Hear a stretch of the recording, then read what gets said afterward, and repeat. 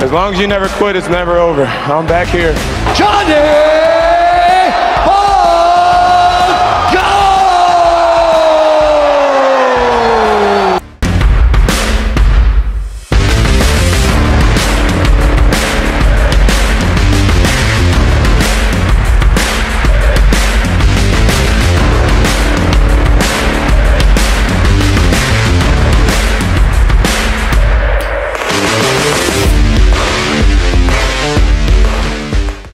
Ketika membahas Jon Jones, terdapat satu hal yang tidak bisa terlepas dari diri seorang Jon Jones, yaitu statusnya sebagai salah satu petarung terbaik dalam sejarah UFC.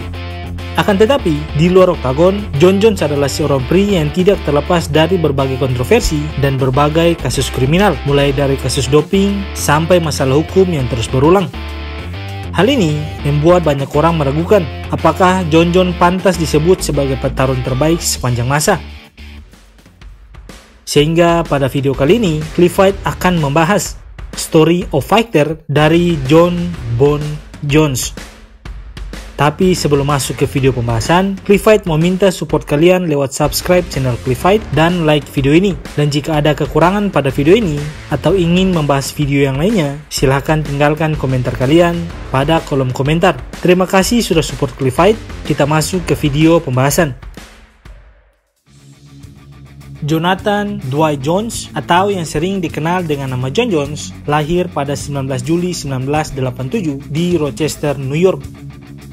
Jon Jones dibesarkan dalam keluarga yang sangat disiplin. Ayahnya seorang pendeta, ibunya seorang perawat.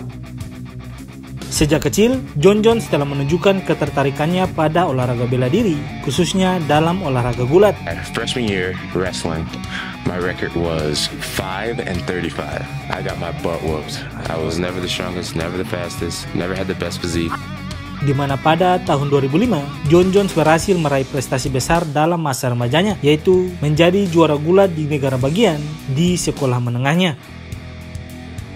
Akan tetapi, sejak kelahiran putrinya yang pertama, Jon Jones beralih ke seni bela diri campuran untuk menghidupi keluarganya. Debut profesionalnya berlangsung pada April 2008. Behavior there, raising his hand a little too soon. And if he didn't have the intention of Bernard before, he has it now. Bernard is out. Hey, Mark, was that impressive? Dan hanya dalam waktu 3 bulan saja, Jon Jones mencatatkan rekor 6 kali kemenangan tanpa kekalahan, yang membuat UFC mengkontrak Jon Jones sebagai talenta muda dalam UFC. Agustus 2008, Jon Jones memulai karirnya di UFC melawan Andre Guzman. Dalam debutnya ini, Jon Jones menunjukkan kemampuan dan kecerdasannya dalam bertarung, yang kemudian promotor menjadikan Jon Jones sebagai prospek muda yang perlu diperhatikan. Sehingga pada tahun 2009, Jon Jones kembali mencatatkan rekor 2 kali kemenangan back-to-back dan juga harus mengalami diskualifikasi saat melawan Matt Hamill di Desember 2009. Dalam pertarungan itu, Jones yang tinggal selangkah lagi meraih kemenangan melakukan pukulan terlarang pada Matt Hamill, yang pada ujungnya pertarungan tersebut harus berakhir dengan diskualifikasi pada Jon Jones. Now watch it again. Joe talked about it. The 12-6. Setelah mengalami hasil diskualifikasi, Jon Jones kembali mencatatkan rekor 3 kali kemenangan berturut-turut dari tahun 2010 sampai tahun 2011, yang dimana dengan 3 kemenangan ini, Jon Jones langsung mendapatkan kesempatan untuk bertarung memperebutkan sabuk light heavyweight melawan Mauricio Shogun Rua. Menariknya, dalam pertarungannya melawan Shogun di UFC 128 pada Maret 2011, Jon Jones masih berumur 23 tahun, petarung termuda yang pernah melangkah menuju pertarungan perebutan gelar di kelas light heavyweight. My heart is racing, but it's God, man. God is just so good. I'm emotional, but it's just excitement and just me being so grateful and realizing the power that God has. When He wants to do something great for you, He will. Dalam pertarungan itu, Jon Jones berhasil mendominasi lawannya yang saat itu lebih berpengalaman dan memiliki reputasi sebagai petarung tangguh.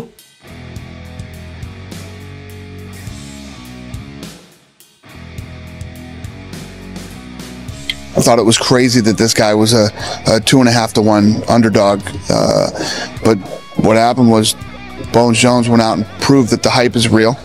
He really is that good, that gifted, and that talented, and we have a new light heavyweight champion. Kemenangan ini bukan hanya sekedar meraih sabuk juara, namun juga menjadikan Jon Jones sebagai juara termuda dalam sejarah UFC. Akan tetapi, perjuangan Jon Jones tidak hanya sampai di situ. Jon Jones kembali diuji dengan Rampage Jackson, salah satu mantan juara light heavyweight pada UFC 135. Quentin Jackson is one of the most experienced veterans in the light heavyweight division, and he has some of the most dynamic punching and biggest power in all of mixed martial arts.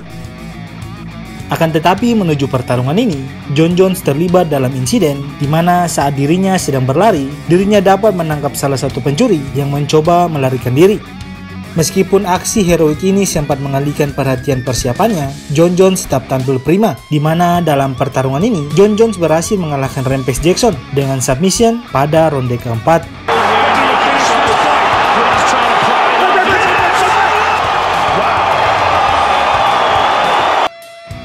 Dan dari situlah, Jon Jones semakin mengukuhkan dirinya sebagai pendatang yang tak terhentikan di divisi light heavyweight ini. Kemenangan atas Rampage Jackson tidak hanya menambah catatan kemenangannya, tetapi juga membuktikan bahwa ia mampu mengatasi lawan-lawan tangguh seperti Lyoto Machida dan Rashad Evans. Kemenangannya melawan Rashad Evans menjadikannya petarung pertama yang disponsori oleh Nike. Akan tetapi, dirinya malah terkena masalah hukum yang membuatnya harus dipenjara saat itu.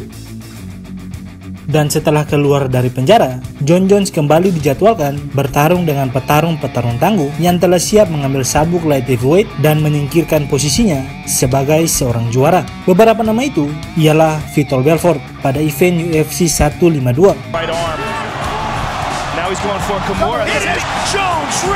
Nama yang lainnya ialah Chael Sonnen pada event UFC 159. Chael Sonnen yang saat itu sempat meremehkan Jon Jones langsung dibuat terdiam oleh Jon Jones dengan knockout pada ronde pertama.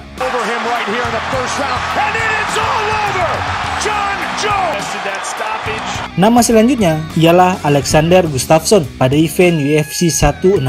Pertarungannya melawan Alexander Gustafsson membuat banyak orang sadar bahwa Jon Jones masih yang terbaik. Kemudian Glover Teixeira pada event UFC 172. Dalam pertarungan itu, Jon Jones kembali mempertahankan sabuknya yang ke-7 kalinya setelah mengalahkan Teixeira dengan unanimous decision. Kemudian Daniel Cormier pada event UFC 182. Dalam pertarungan ini, Cormier yang saat itu datang dengan rekor yang tidak terkalahkan harus menerima kekalahannya yang pertama dari Jon Jones. Dan setelah kemenangannya melawan Daniel Cormier, Jon Jones tidak hanya mengejutkan dunia MMA, tetapi juga kembali terjerat masalah hukum yang membuatnya kembali harus dipenjara. But new trouble this morning for a mixed martial arts champion. UFC star Jon Jones turned himself into police overnight after leaving the scene of an accident where he crashed his car, injured a pregnant woman. He's free on bond this morning, but he could face serious charges. I really had no clue what I hit. I didn't know if it was a car or a truck. I didn't know if it was a man or a woman. I just my vision was so narrowed in, and I just knew I needed to run as fast as possible. Namun setelah melalui proses hukum, Jon Jones kembali ke dalam oktagon untuk membuktikan dirinya sebagai petarung terbaik sepanjang masa dengan bertarung melawan Ovince Saint-Preux pada event UFC 197 2016 yang lalu. Dalam pertarungan ini, Jon Jones yang sempat kehilangan kepercayaan para fansnya kembali membuktikan dirinya bahwa dirinya masih yang terbaik dengan dapat mengalahkan Ovince dengan unanimous decision. Sorry guys, if you weren't satisfied with that, I definitely gave it my best. Like I said, everything happens for a reason. Maybe I was meant to have a fight before beating DC. I'm doing my work. See, I'm just being a professional. There it is. Oh, rude, John. Talk to me about your thoughts. Yeah, he was rusty tonight, and it's funny, for John, everything worked out for him, because if that was Cormier in there tonight, that would have been a rough night. Dan setelah mengalahkan Saint Preux, Jon Jones yang tadinya dijadwalkan untuk bertarung dengan Daniel Cormier untuk kedua kalinya pada event UFC 200 kembali terdeteksi memakai obat-obatan terlarang yang membuatnya harus dikeluarkan dari event UFC 200 dan juga dilarang bertarung selama 1 tahun.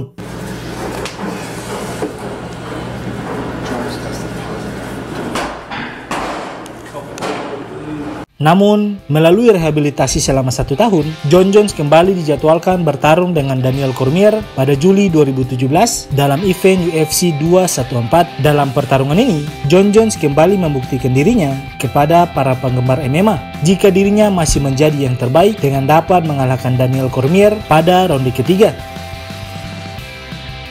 Namun di tengah masa kemenangannya, Jon Jones kembali menghadapi kontroversi yang mengancam karirnya. Beberapa minggu setelah pertarungan, hasil tes menunjukkan bahwa Jon Jones positif menggunakan steroid.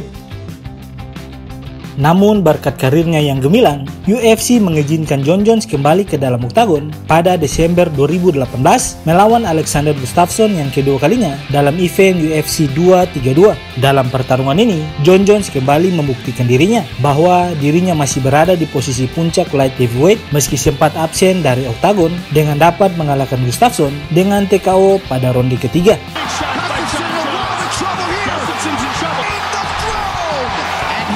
Dan setelah kemenangannya atas Alexander Gustafsson, Jon Jones kembali melanjutkan mencatatkan rekor kemenangannya dengan mengalahkan Anthony Smith dan Thiago Santos. Sehingga pada Februari 2020, Jon Jones kembali bertarung mempertahankan gelarnya melawan Dominic Reyes. Meskipun dalam pertarungan ini, Jon Jones berhasil keluar sebagai pemenang melalui keputusan mutlak, hasil tersebut menimbulkan banyak kontroversi dari berbagai pihak.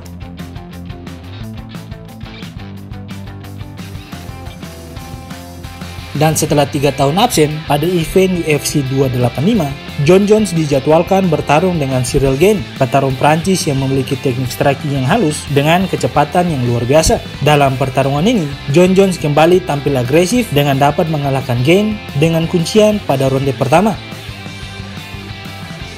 Kemenangan ini tidak hanya menegaskan bahwa Jon Jones masih menjadi salah satu petarung terbaik di UFC, tetapi juga menambah pencapaian besar dalam karirnya, yaitu menjadi juara 2 divisi.